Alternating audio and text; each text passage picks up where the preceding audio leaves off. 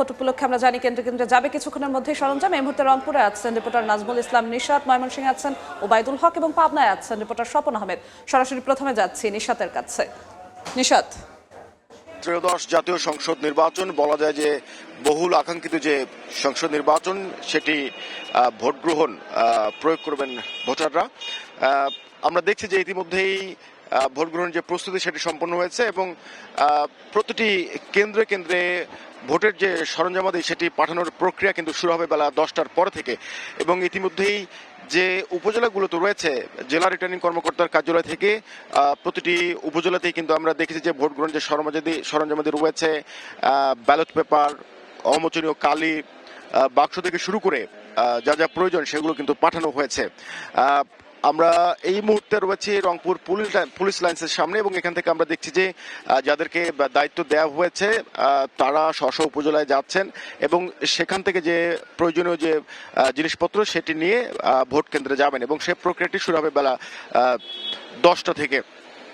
ইতিমধ্যেই আমরা দেখেছি যে জেলা পুলিশের পক্ষ থেকে সব ধরনের ব্যবস্থা নেওয়া হয়েছে। শহরের বিভিন্ন পয়েন্টে যে চেকপোস্ট সেটি বসানোর পাশাপাশি নিরাপত্তাও জোরদার করা হয়েছে। সেনাবাহিনী, র্যাব, পুলিশ, বিজিবি কিন্তু মাঠ পর্যায়ে কাজ করছে যাতে আইন শৃঙ্খলা পরিস্থিতি কোনো ধরনের অবনতি না ঘটে। আপনাকে জানিয়ে রাখি রংপুর জেলায় মোট 873টি ভোট কেন্দ্র রয়েছে এবং এর মধ্যে 518টি ভোট কেন্দ্রকে ঝুঁকিপূর্ণ ভোট কেন্দ্র হিসেবে চিহ্নিত করা হয়েছে এবং রিটার্নিং কর্মকর্তার কার্যালয় থেকে যেটি বলা হয়েছে যে ঝুঁকিপূর্ণ ভোট কেন্দ্রগুলোতে নিরাপত্তার সব ধরনের প্রস্তুতি নেওয়া হয়েছে। প্রতিটি কেন্দ্রে সিসি ক্যামেরা বসানো হয়েছে এবং কোনো ধরনের অপ্রীতিকর ঘটনা যাতে না ঘটে সেই দিক থেকে বলা যায় যে কয়েক স্তরের নিরাপত্তা ব্যবস্থা জোরদার করা হয়েছে।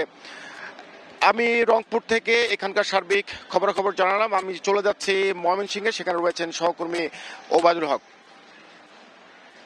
আরেকটি সূর্যোদয়ের অপেক্ষা, এরপরেই বহুল কাঙ্ক্ষিত যে ত্রয়োদশ জাতীয় সংসদ নির্বাচন এবং গণভোট সেটি কিন্তু অনুষ্ঠিত হবে এবং সাধারণ মানুষ ব্যাপক উৎসাহ উদ্দীপনার মধ্য দিয়ে সেই ভোটাধিকার প্রয়োগ করবেন বলে সাধারণ ভোটাররা কিন্তু জানিয়েছেন।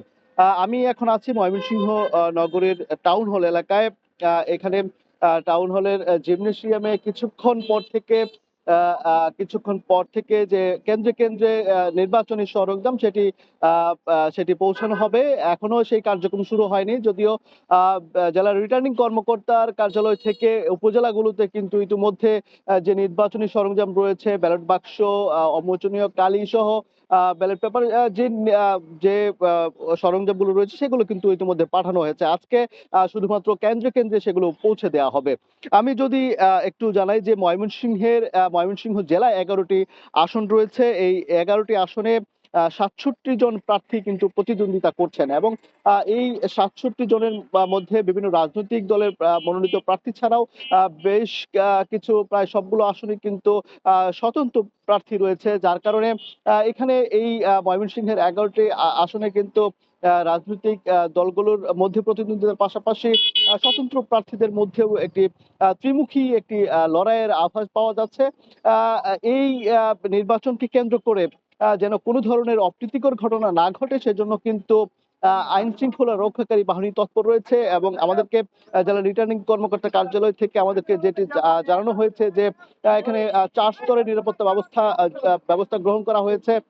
ইতিমধ্যে আমরা দেখতে পাচ্ছি সেনাবাহিনী, বিজিবি, পুলিশ থেকে শুরু করে আইন শৃঙ্খলা রক্ষাকারী বাহিনী সবগুলো ইউনিট কিন্তু এই মুহূর্তে মাঠে কাজ করছে। এখন অপেক্ষা শুধু এই জাতীয় সংসদ নির্বাচন এবং গণভোটের।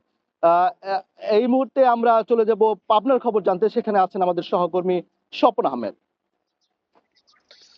ত্রয়োদশ জাতীয় সংসদ নির্বাচন এবং গণভোটকে কেন্দ্র করে সারা দেশেই যে উৎসব মুখর পরিবেশ তৈরি হয়েছে সেই অবস্থা কিন্তু পাবনার যে 5টি আসন রয়েছে সেখানেও বিরাজ করছে। এই মুহূর্তে আমি রয়েছি পাবনা 1 আসনে।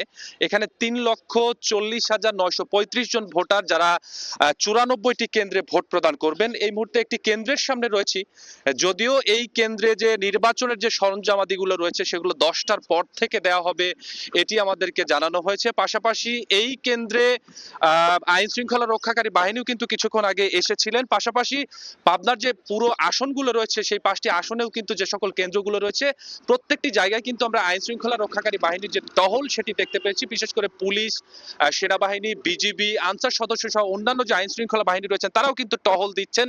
একই সাথে তারা বলেছেন যে কোনো কেন্দ্রে যেহেতু এই এই এই পাবনা 1 আসনে বেশ কিছু ঝুঁকিপূর্ণ আসনের কথাও আমাদেরকে জানানো হয়েছে। তারা বলছেন যে আসনগুলো রয়েছে এবং সবচেয়ে বেশি ঝুঁকিপূর্ণ বা অধিক ঝুঁকিপূর্ণ যেগুলো রয়েছে সেখানে যেরকম আইন শৃঙ্খলার বাড়তি নিরাপত্তা ব্যবস্থা থাকবে, পাশাপাশি সরঞ্জামাদি যেগুলো দেওয়া হবে সেগুলো কিন্তু কিছুক্ষণের পর এখানে দেওয়া হবে। আরেকটি বিষয় বলতে হয় যে আমরা এই আসন সহ এই পাবনার আরো কয়েকটি আসনে বিভিন্ন কেন্দ্রে গিয়েছি।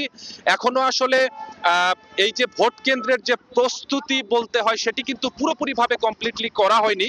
তবে জানানো হয়েছে 10টার পর থেকে যখন নির্বাচনী সরঞ্জামগুলো এই কেন্দ্রগুলোতে দেওয়া হবে তখনই হয়তো তাদের যে সিকিউরিটি পারপাসে যে প্রক্রিয়াগুলো, যে কার্যক্রমগুলো সেটি করা হবে। বিশেষ করে সিসি ক্যামেরা, তারপরে বাঁশখুঁটি দিয়ে ভোটারদের জন্য সারিবদ্ধভাবে যে লাইন করা হবে সেটি করা হবে।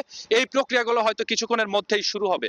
তো সব মিলিয়ে ভোটারদের মধ্যে এই যে এখন যে আসনে রয়েছে পাবনা 1 আসন, এই আসনেও কিন্তু ভোটারদের মধ্যে যে উৎসব কাজ করছে সেটি অন্যান্য যে আরো 4টি আসন রয়েছে, অর্থাৎ পাবনার যে মোট 5টি আসন রয়েছে সেখানেও কিন্তু ব্যাপক একটি উৎসব মুখর পরিবেশ কাজ করছে। তো আমরা যতটুকু জানাতে পারি যে 10টার পর থেকে নির্বাচনী যে সরঞ্জাম সেটি হয়তো পাবনা 1 আসন সহ পাবনার যে আসনগুলো রয়েছে সেই আসনগুলো থেকে 10টার পর থেকেই সেই সামগ্রীগুলো পৌঁছে যাবে এবং সব মিলিয়ে নিরাপত্তা সহ ভোটাররা নিরবিচ্ছিন্নভাবে এবং ব্যাপক নিরাপত্তার মধ্য দিয়ে স্বাচ্ছন্দ্য নিয়ে এবং উৎসবমুখর পরিবেশে আসলে প্রতিটি ভোট কেন্দ্রে ভোট দিতে পারবে, এমনটা আইন শৃঙ্খলা রক্ষাকারী বাহিনীর পক্ষ থেকে আমাদের জানানো হয়েছে। তো এখন পর্যন্ত এই ছিল আমার কাছে পাবনার 1 আসন থেকে নির্বাচনী যে সরঞ্জাম এবং নির্বাচনী যে প্রস্তুতি সেটি নিয়ে সবশেষ অবস্থা। নির্বাচন উপলক্ষে সবশেষ প্রস্তুতি নিয়ে আমাদের সঙ্গে যুক্ত হয়েছিলেন সহকর্মীরা। দেশের বিভিন্ন প্রান্ত থেকে আমরা যুক্ত ছিলাম রংপুর, ময়মনসিংহ এবং পাবনায়।